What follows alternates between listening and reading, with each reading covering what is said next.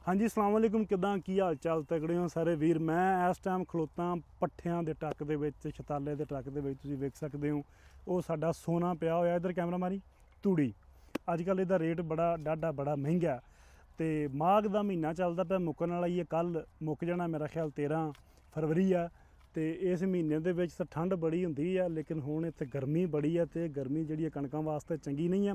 लेकिन अज एक बड़ी इन्फॉर्मेशन तुहानूं असीं देनी है कि सियाणे आंदे ने कि पानी पीओ पुण के ते मुरशद फड़ो चुन के ते चीज़ जदों भी किसी को लो तो लो मिण के तोल के सारा कुछ करके। ते साडे पहले समयां दे विच जदों बंदे थां मिणदे हुंदे सी, पटवारी मिणदे सी, कानूगो आके मिणदे सी, या बंदे आप मिणदे सी, बंदियां ने जरीबां रखियां हुंदियां सी। हुण ओह जरीबां भी खत्म हो गईयां ने। मेरा ख्याल कि भुखे बंदे कोलों जरीब जिहड़ी आ ओह चक्की भी ना जावे ते साडी अज दी नौजवानी नूं इह जरीब दे बारे पता भी नहीं होना। जरीब अक्खर भी उन्हें पहली वारी सुणिया होना ते वेखणी दा दूर की गल है। सानू आप साडे बजुर्गों के कोलों पता लग्या, जो वो ना दसदे तो सानू भी नहीं सी पता होना।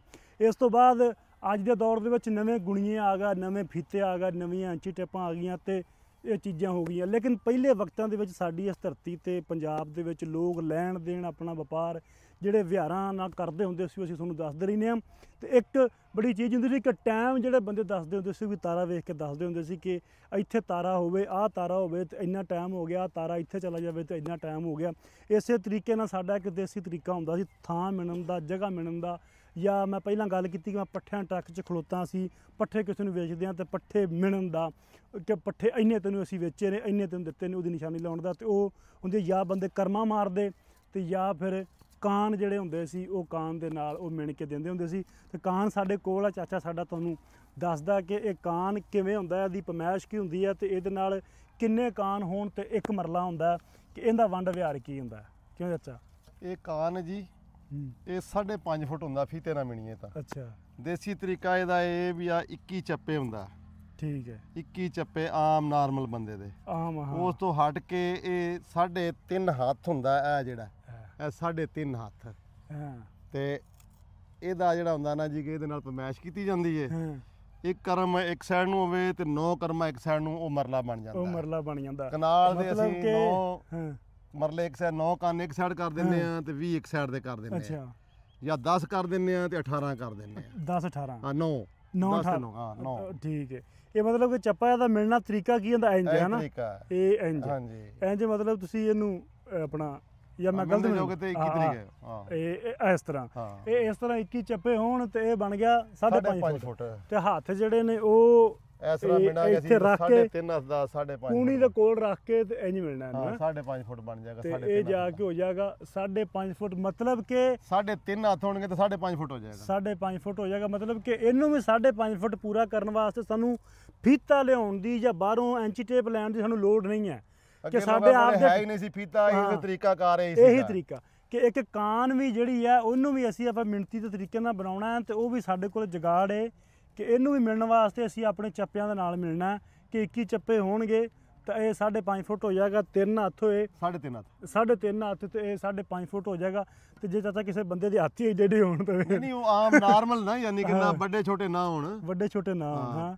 ਇਹ ਪੋਰੀਆਂ ਕਿੰਨੀਆਂ ਬਣਦੀਆਂ ਨੇ? 1 2 3 4 5 6 7 ਛੋਟੀਆਂ ਨੇ ਨਾ ਵਿੱਚ ਵਿੱਚ ਕੋਈ ਛੋਟੀਆਂ ਨੇ ਕੁਝ ਵੱਡੀਆਂ ਨੇ। ਉਹਨਾਂ ਪੂਰੀ ਫੁੱਟ ਦੀ ਇਹ ਮਿਲਦਾ ਕਿ ਇਹ ਫੁੱਟ ਤੋਂ ਵੀ ਘੱਟ ਹੈਗੀ ਤੇ ਇਹ ਜਿਹੜੀਆਂ ਨੇ ਯਾਨੀ ਕਿ ਇਸ ਤਰ੍ਹਾਂ ਇੰਚ ਘੱਟ ਨੇਗੀਆਂ ਤੇ ਇਹ 2 ਇੰਚ ਘੱਟ ਥੱਲੇ ਤੇ। ਹੁਣ ਵੇਖੋ ਨਾ ਮੇਰੇ ਮਤਲਬ ਜੇ ਲਾ ਲਓ ਕਿ ਜਿਵੇਂ ਤੁਹਾਡੇ ਹੱਥ ਨਿੱਕੇ ਨੇ ਜਾਂ ਮੇਰੇ ਵੱਡੇ ਨੇ, ਇੱਕ ਬੰਦੇ ਦੇ ਪੱਠੇ ਵੇਚਣ ਵਾਲੇ ਦੇ ਨਿੱਕੇ ਹੋਣ, ਲੈਣ ਵਾਲੇ ਦੇ ਵੱਡੇ ਹੋਣ। ਸਿਲੇ ਇਧਰ ਨੂੰ ਆਇਆ ਮਾੜਾ ਜਿਹਾ ਮਾਰ ਬਸ਼ੀਰ ਵਿੱਚ ਆਉਂਦਾ ਨਾਰਮਲ ਬੰਦੇ ਕੋਲੋਂ ਫਿਰ ਬੇਨਤੀ ਕਰਾ ਲੈਣੀ ਨਾ ਨਾਰਮਲ ਪੱਠੇ ਵੜਦਾ ਪਿਆ ਤੇ ਬਾਹਰ ਬਸ਼ੀਰ ਸਾਡਾ ਬੜਾ ਕਬੂਤਰਾਂ ਦਾ ਵੱਡਾ ਖੜਕਾਰੀ ਏ, ਸਾਡਾ ਰਾਠ ਬੰਦਾ। ਚਾਚੂ ਉੱਠ ਕੇ ਪਰਾਂ ਚਲਾ ਗਿਆ। ਅੱਛਾ ਮੈਂ ਗੱਲ ਕਰਦਾ ਪਿਆ ਸੀ ਕਿ ਇਹ ਜੇ ਮਤਲਬ ਪੱਠੇ ਵੇਚਣ ਵਾਲੇ ਦੇ ਹੱਥ ਨਿੱਕੇ ਨੇ ਤੇ ਲੈਣ ਵਾਲੇ ਦੇ ਵੱਡੇ ਨੇ। ਨਹੀਂ ਉਹ ਆਮ ਨਾਰਮਲ ਬੰਦੇ ਕੋਲੋਂ ਮਨਾ ਲੈਣ ਨਾ, ਲਾਜ਼ਮੀ ਨਹੀਂ ਕਿ ਉਹ ਆਪਣੇ ਆਪ ਹੀ ਉਹ ਕਹੇ ਕਿ ਮੇਰੇ ਇੰਨੇ ਬਣਦੇ ਨੇ, ਉਹ ਕਹੇ ਮੇਰੇ ਇੰਨੇ ਬਣਦੇ ਨੇ, ਨਹੀਂ ਕਿ ਆਮ ਨਾਰਮਲ ਬੰਦੇ ਕੋਲੋਂ। ਅੱਛਾ ਤੇ ਇਹ ਕਾਨ ਨੂੰ ਮਿਣੀ ਦਾ ਕਿਵੇਂ ਮਾੜਾ ਜਿਹਾ ਇੱਥੇ ਕਰਕੇ ਦੱਸਣਾ? ਇਹ ਆ ਦੇਖੋ ਨਾ ਜੀ ਇਸ ਤਰ੍ਹਾਂ ਇਹਦਾ ਇੱਕ ਤਰੀਕਾ ਤੇ ਆ ਹੈਗਾ ਕਿ ਇਸ ਤਰ੍ਹਾਂ ਮਿਣੋਗੇ ਨਾ। ਅੱਛਾ ਲਾਗੇ ਜ਼ੂਮ ਕਰ।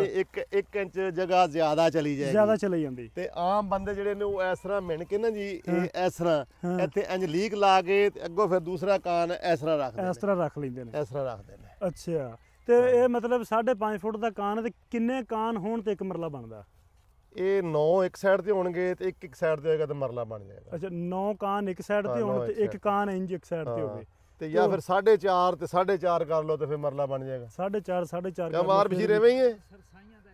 ਹਾਂ 9 ਸਰਸਾਈਆਂ ਦਾ ਇੱਕ ਮਰਲਾ ਬਣ ਜਾਏਗਾ। ਹਾਂ ਅੱਛਾ ਚਲੋ ਇਹ ਬੜੀ ਕੰਮ ਦੀ ਚੀਜ਼ ਹੈ ਕਿ ਵੇਖੋ ਜ਼ਰੂਰਤ ਇਜਾਦ ਦੀ ਮਾਂ ਹੁੰਦੀ ਹੈ। ਪਹਿਲੇ ਸਮਿਆਂ ਦੇ ਵਿੱਚ ਜਦੋਂ ਜਦੀਦ ਦੌਰ ਨਹੀਂ ਸੀ ਇਹ ਚੀਜ਼ਾਂ ਨਹੀਂ ਤੇ ਸੀ ਪਹਿਲੇ ਇਹੋ ਚੀਜ਼ਾਂ ਨਾਲ ਹੀ ਕੰਮ ਚੱਲਦਾ ਸੀਗਾ ਤੇ ਚਲਾਉਂਦੇ ਸੀ ਬੰਦੇ ਚਲਾਉਂਦੇ ਸੀ। ਪਰ ਇਹਦੇ ਨਾਲ ਮੇਰਾ ਖਿਆਲ ਹੈ ਕਿ ਤੁਹਾਡਾ ਕਾਨ ਜਿਹੜਾ ਵੈਸੇ ਵੀ ਕੋਈ ਇੰਚੀ ਦੱਸਦੇ ਪਏ ਚਲੋ ਨਹੀਂ ਸੂਤਰ ਵੱਡਾ ਹੋਏਗਾ 200 ਇੰਚੀ ਵੱਡਾ ਰੱਖਿਆ ਜਾਂਦਾ ਵੀ ਉਹਨਾਂ ਨੂੰ ਸ਼ੱਕ ਨਹੀਂ ਰਹਿੰਦਾ ਕਿਉਂਕਿ ਮਿੰਡ ਵਾਲੇ ਨੂੰ ਫਿਰ ਕਹਿੰਦਾ ਸ਼ੱਕ ਨਹੀਂ ਵਹਿਮ ਨਾ ਰਵੇ। ਤੇ ਵੈਸੇ ਕਦੀ ਕਿਸੇ ਦਾ ਰੋਲਾ ਪਿਆ ਨਹੀਂ ਕੋਈ ਪੈਂਦਾ ਹੁੰਦਾ ਨਹੀਂ ਤੁਹਾਡੇ ਤੋਂ ਨਹੀਂ ਆਪਣਾ ਵੀ ਜਾਂਦਾ ਆਮ ਬੰਦੇ ਕਾਨ ਮਿਣ ਕੇ ਛੋਟਾ ਕਰ ਲੈਂਦੇ ਨੇ ਜਾਂ ਵੱਡਾ ਇੰਚੀ 2 ਇੰਚੀ ਵੱਡਾ ਕਰਕੇ ਲੈ ਆਂਦਾ ਜੇ ਰੌਲਾ ਬਣਾਉਣਾ ਹੋਵੇ ਤਾਂ ਬਣ ਹੀ ਜਾਂਦਾ ਨਹੀਂ। ਲੇਕਿਨ ਇਹ ਹੈਗਾ ਕਿ ਆਮ ਬੰਦੇ ਨਾ ਹੁਣ ਫੀਤੇ ਦੇ ਨਾਲ ਇਹਨੂੰ 5.5 ਫੁੱਟ ਮਿਲ ਲੈਂਦੇ ਨੇ ਪਹਿਲਾਂ ਹੀ। ਹਾਂ ਕਈ ਬੰਦੇ ਆਮ ਆਦਮੀ ਇਸ ਤਰ੍ਹਾਂ ਆਪਣੇ ਨਾ ਕੱਦ ਦੇ ਨਾਲ ਮਿਲ ਲੈਂਦੇ ਨੇ।